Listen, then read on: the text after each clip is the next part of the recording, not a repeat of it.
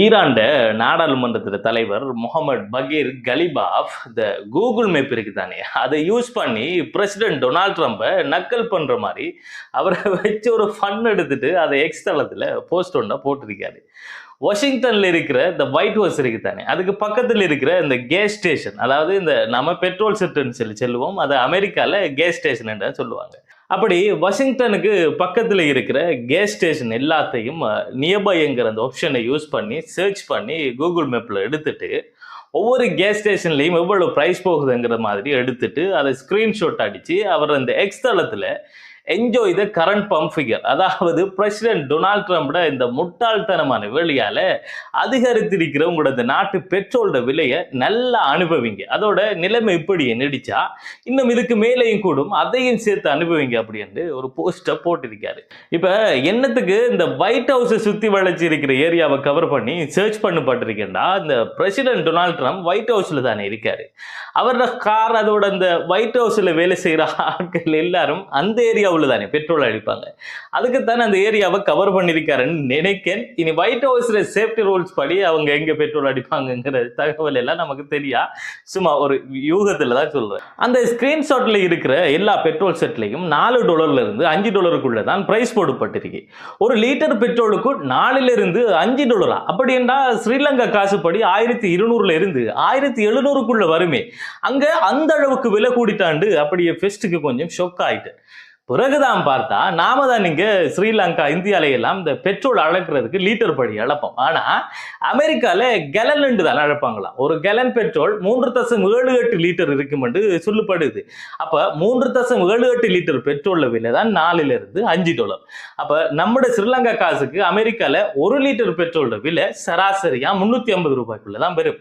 இப்போதைக்கு ஸ்ரீலங்கால petrol 1 litre விலை வந்துகிட்டு $398 சொல்லி நினைக்கிறேன். அப்ப ஒரு சின்ன டிஃபரெண்டா தான் இருக்கு.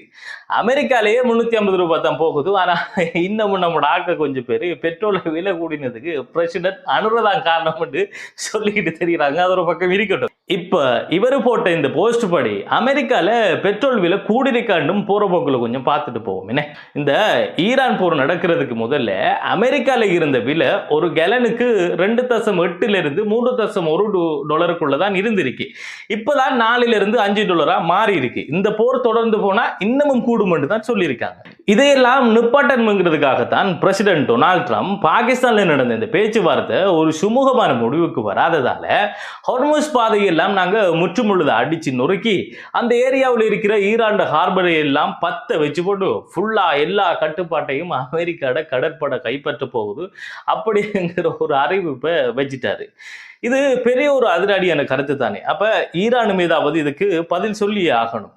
அவங்களோட தரப்புல இருந்து என்ன சொல்லியிருக்காங்கன்னா, அப்படி ஒரு எண்ணத்துல மறந்து போயும் இந்த பக்கம் வந்துடாதீங்க, ஹோர்மஸ் பாதையை கட்டுப்பாட்டில் எடுக்கணும் என்ற ஒரு நோக்கத்தோட எந்த கப்பல் அந்த பக்கம் வந்தாலும் அந்த கப்பல் எல்லாம் பெரிய ஒரு சுழல்ல மாட்டி கப்பல் அப்படியே கடலுக்குள்ள தாண்டு போயிடும்னு சொல்லியிருக்காங்க. அது மட்டும் இல்லாம நீங்க நல்ல விஷயத்தை பேசுறதுக்கு வந்தீங்களா, நாங்களும் உங்களோட சேர்ந்து குந்தி பேசுறதுக்கு தயாரா இருக்கோம்.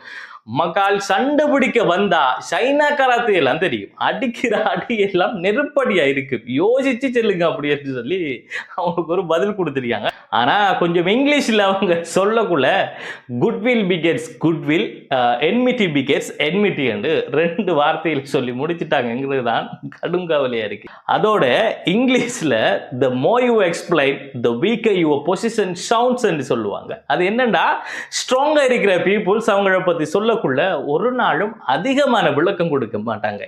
யாரு வீக்கா இருக்காவோ அவங்களுக்கு தான் பெரிய பெரிய இந்த கட்டுரை எல்லாம் தேவைப்படும். யாரு வீக்குங்கிறத நீங்க பார்க்கணும்னா ரீசெண்டா பிரசிடென்ட் டொனால்ட் ட்ரம்ப் சோசியல் மீடியால போட்ட போஸ்ட் எல்லாத்தையும் போய் கொஞ்சமா செக் பண்ணி பாருங்க, உங்களுக்கே தெரியும். நானும் என்னால முடிஞ்சா ஒரு சில போஸ்ட் எடுத்து உங்களுக்கு மேல போட்டு காட்டுறேன். சரி, இது போல மேலதிகமான அப்டேட்ஸ்கள் புதிதாக கிடைக்கின்ற போது அதனை நான் உடனுக்குடன் உங்களுக்கு தொகுத்து வழங்குவதற்கு தயாராக இருக்கிறதால என்னுடைய ஹசன் கேலரி எனப்படுகின்ற இந்த யூடியூப் தளத்திற்கு சென்று அதனை சப்ஸ்கிரைப் பண்ணுவதன் மூலம் உங்களுடைய முழு ஆதரவையும் எனக்கு வழங்குவதன் ஊடாக இந்த அனைத்து வீடியோக்களையும் உடனுக்குடன் நீங்கள் பெற்றுக்கொள்ள முடியும் என்பதை கூறிக்கொண்டு, மேலும் இது போன்ற சுவாரஸ்யமான அடுத்த காணொலியில் உங்களை வந்து சந்திக்கும் வரை இந்த காணொலியிலிருந்து விடைபெறுவது அப்துல் லத்தீப் ஹசன் நிஸ்ஃபி.